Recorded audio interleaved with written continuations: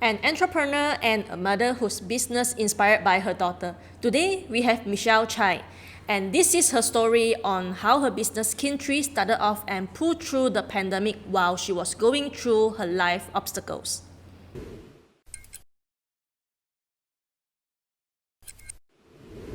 Hello everyone and welcome to the CxO Real Talk. I'm Bingzi, your host for today's podcast. And today I'm joined by a very special guest here. We have Michelle Chai from Kintree. Hello Michelle.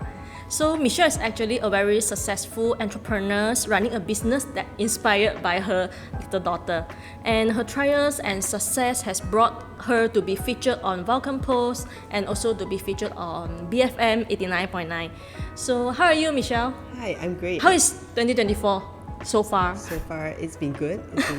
So Very far, busy. so good. Yeah. But Currently, you're busy with the other packaging stuff? we are preparing for Chinese New Year and preparing for Raya as well. And we're also moving to a new factory. So there's just a lot going on in the office There's right now. a lot to start with for this 2024. Yeah. So actually we are really glad to have you here today joining us, and I actually read up of your story on the Kintree website. You have the story part, and I'm very admire that the strength and your courage that you pull through after you have faced so many challenges while building this business. And however, our audience here might not know you very well, so would you like to introduce yourself a little bit? Okay. Hi, I'm Michelle Chai. I started this business from home in 2017.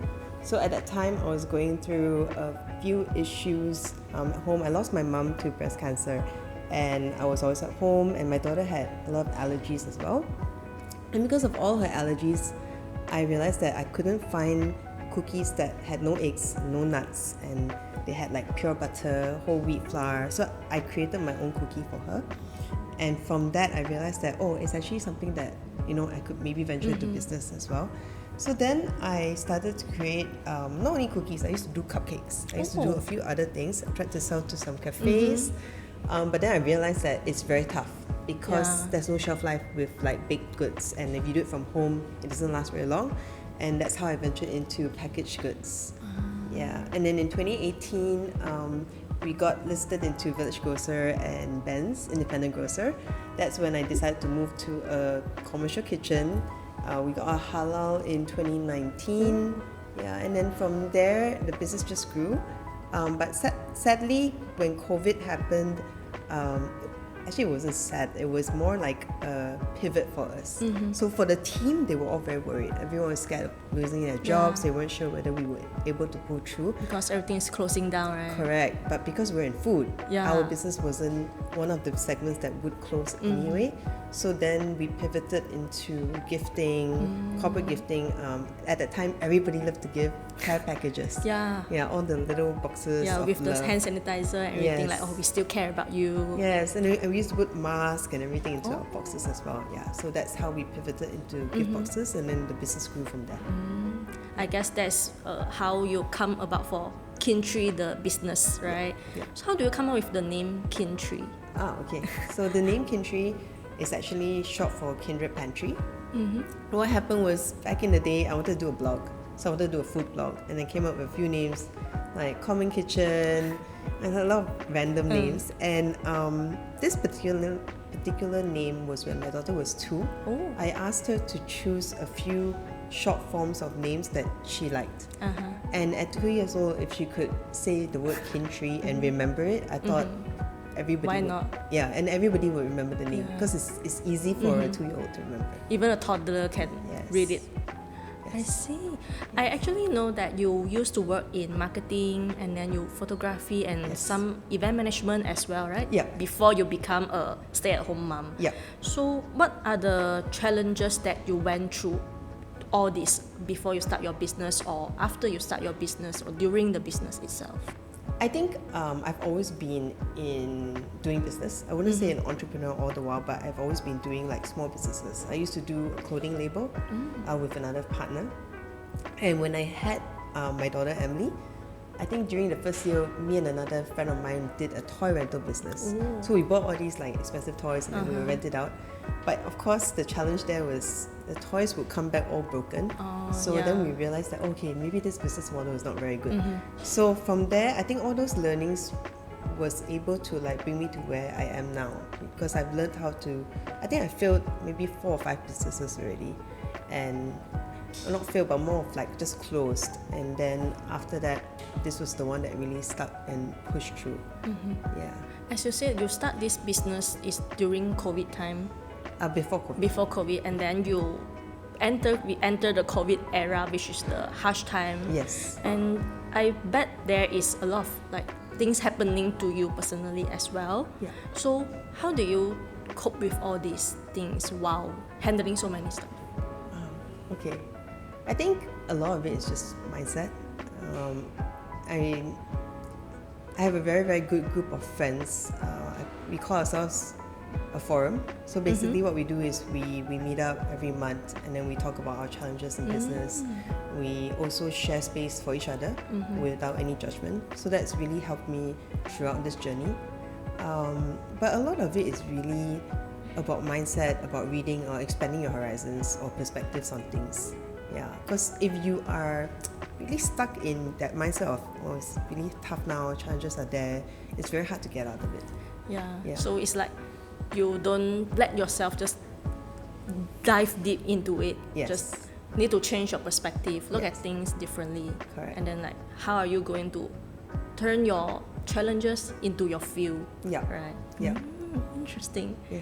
So Michelle yourself is a mother. Yep. And then you are an entrepreneur. So we know there's a lot of stigmas that coming around women when it comes to as a working mom or a mompreneur. Yep. What's your take on this? Okay. So when I first started this business, I found it very hard because at that time I really felt that a lot of people looked at me and said, Aya, you are a lady who doesn't know this business, you don't know FMCG. So FMCG is a very Complicated. It's not complicated, but I think they feel it's a more male business. You don't know what you're doing, etc. But to be very honest, right, after a year or two of this, I realized that in essence, I don't have this issue where people don't really talk about the female-male thing anymore. It was only the early days. So I don't know whether it's my mindset changed or whether it's a perspective change. And I realized that if you can show a sense of confidence and in knowing what you're doing, people don't really have that much to judge or say. Yeah. And I think nowadays people know that as moms, we're doing the best we can for our kids, for business, to put food on the table.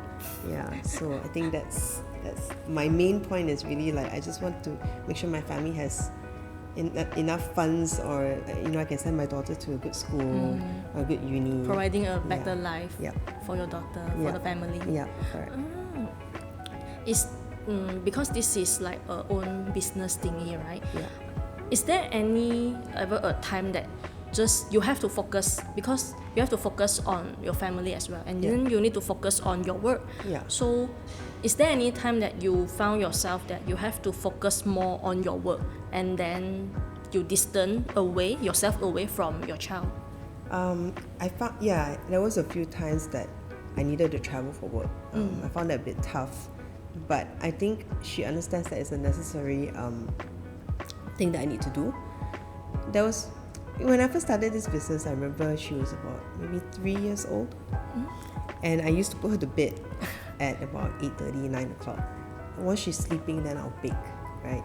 So I think she's already seen me as I grew this business from home, and she knows like the time spent working is really, really working. It's not just whatever it is, right? So I think it is tough. It still is tough. I find it hard to balance sometimes. We really can't have it all at once, all the time. But I think as long as I know that I'm doing the best I can for her, for the business, for people around me, I think I can sleep at night like that. Yeah. Because after all, still, right? Yeah. I mean, I think we put too much expectations on ourselves. I do it all the time. I always feel like, I should do more for her, do more for business, do more for a team. But after a while, I'm also burning out. So I think really just have that balance. Some days it's okay to take a day off, or it's okay to just, focus on her or just focus on business. I'm sure everyone will understand. Yeah, because I feel like in a workplace, and from my perspective, I feel like as a woman, as a girl, as a woman, we put a lot of expectation on ourselves, and then that's affecting us in terms of performance, or we care too much about others people judgment. We care about how people look at us, like, I need to be successful, I need to be as good as the man or the male, and that's actually what is affecting us mentally. So what is your take on the mental health stigma in workplace? Because I feel like in workplace sometimes they will feel, the woman is very emotional, they are fragile, and there are a lot of stereotypes going on. So what do you think about this? I think it's good to have open conversations. In our office, we try to do that as well, because I just feel that sometimes men don't understand either. They don't understand the hormones. They don't understand certain things, and it's not their fault also, right? Maybe they're not in a long-term relationship, or they don't have a girlfriend or a wife, so they've never actually experienced what a woman goes through in their cycles or whatnot. And sometimes it's very important to talk about it. That's what I feel. For mental health in the office, I tend to try to get everyone to talk about how they feel. Like, so every day we will have like this morning huddle, and then morning huddle will be like, we'll ask them to say a word that they're feeling today, and then at the end of the huddle will be like, who are you grateful for in the office today? So we'll do that every day. It has helped a lot of them get closer and just understand, like, maybe today I'm feeling stressed because my daughter threw a tantrum. Okay. But if I didn't do the morning huddle and told my colleagues that I felt stressed, they won't understand. They won't understand. They wouldn't even know. So then after that, they would be like, why are you acting like this? Right, correct. So I think communication is the key. It will help a lot with mental health, and I think talking to your superiors and stuff like that, and stating that you feel a certain way or you need to talk to someone about it is also very important.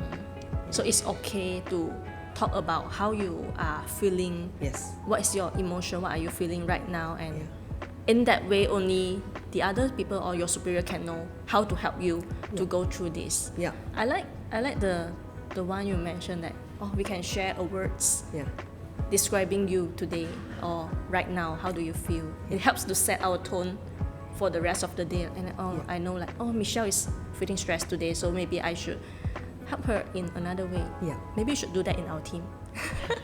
I think it helps even at home with your partner or with your parents. If you come home from a really long day at work, and just tell them, look, I'm drained today. I don't think I can do like a full-blown family dinner with long conversations. I think there'll be a lot more understanding as well.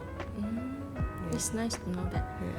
So I think that's one of the challenges that women face in workplace, and also I guess you will face more challenges because you are starting your own business.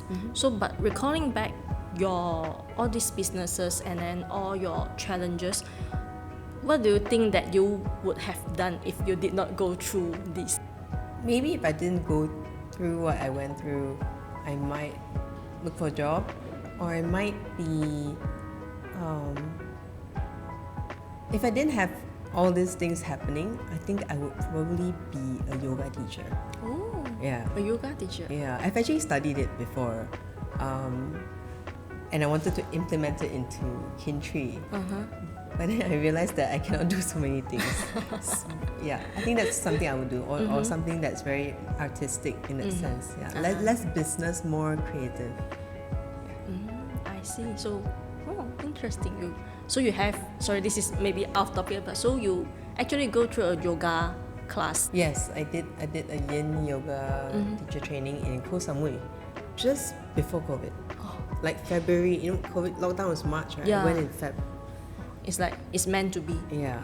It was a good trip. It's very nice. So, I know you have gone through a lot of things in life and in business. what's your piece of advice that you would give? Any like one very key advice that you would want to give to everyone? Yeah. I would say, I'm reading this book right now called The Pivot Year. Is it from Brianna Weiss? Yes, Brianna Weiss. Yeah. I think embrace the unknown. Embrace the unknown. Like, be comfortable with being uncomfortable. I think that's very, very important, because the moment you're in comfort zone, you tend to get scared of doing things, and then once you get scared and once you're used to being where you're at, you tend to get complacent. And actually in life, I really, really believe as humans, we are here to create and not to consume. So I think it's really important to go along that journey, the purposeful journey of either creating an impact or doing something. It doesn't even need to be money making. It can even be just creating artwork, just something that makes you feel like this is what you want. Make you feel alive. Yes. Yeah. What if I'm just thinking, what if today your daughter just tell you, Mommy, I also want to be an entrepreneur like you. Yeah. So did she say yeah, this? she says that every day. Yes, I don't think you want to. It's a lot of work. If let's say she really say, Mommy, I made up my mind, I really want to be an entrepreneur like you. I admire what you do. I want to be you. Yeah. What are the advice that you will give her? I would ask her to talk to as many people as she can, to at least understand what she really wants, because you don't really know what you want, but you really know what you don't want. Yeah. Right? So I think really explore, experience life, experience different segments or whatever you want to experience. So like now she's doing athletics, so she's running. Oh. Last year she was very into cooking. She wanted to be a chef. Yeah. So whatever she wants to be, I try and support her. I try and support her through that journey, and I will actually make her try to finish at least to a certain level, then only quit. Like, don't quit too soon. At least reach a certain level, and then if you really do not like it, then that's fine. But at least you have to try it out first for a certain period of time. Yeah. Then only you can know if you like it or you don't like it. Yeah. And you don't really want to. I don't really want her to quit too easily either. Yeah. Like, life will be too easy then. So I'm trying to. Me myself, I'm also growing as a parent, trying to balance as well. Yeah. It's like if you say you want to try this, then let's do it best. Yes. And then we'll see how it goes. Yeah. Okay. So ideally, what kind of support you need? Because as we mentioned earlier in the podcast, that there are a lot of stigma around women in the workplace. There are a lot of stereotypes going about women. What do you think? What kind of supports that you think will be needed for a woman to like shine in their life?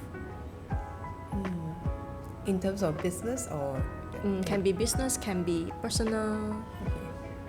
I think just having good mentors, having the right people around you, and I think as a woman, you really need to make the right choices, right? You have to try to reach out to the right people or have the right group of women around you. I think that's very important as well. I'm very thankful because I have a lot of very good female entrepreneur friends, but also have a balance. So I have like my entrepreneur friends, then I have my mommy friends, then I have my shopping friends. So they're all a little bit different. So I think it's important to have that kind of support. So they give you like different perspective of life, right? Yeah. Because different groups of people, they see things quite differently. Yeah. Just now what we mentioned is if you don't go through that challenges, you might be a yoga teacher. Yeah. So but with the let's say today we travel back in time. Yeah. With the knowledge you have right now, you didn't lose all your skills, you didn't lose your knowledge, but you travel back in time. Yeah. What will you tell the younger you? What would I tell the younger me? To embrace the unknown. To believe that everything happens for a reason, and you are exactly where you're meant to be right now. Yeah. There's really no regrets, no failures, no mistakes. everything happens For a reason. for a reason. Learn from your mistakes. Yeah. Learn from whatever things that block you. Yeah. Because sometimes the mistakes are not your mistakes per se. It's actually like a learning rather than a negative word like a mistake. It's more of just experiences through life, and it just shapes you to be who you are tomorrow, or the day after, the day after.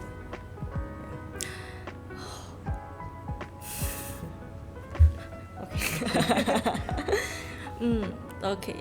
Thank you, Michelle, for joining us today, for being a guest on our show, sharing your journey and your insights with us. And thank you to all our listeners for tuning in, and we hope that you have gained some insights. So be sure to subscribe to iCare Global's YouTube channel, and you can listen to this podcast on Spotify podcast. We'll see you in the next CxO Real Talk. Until then, take care. Bye-bye. Thank you.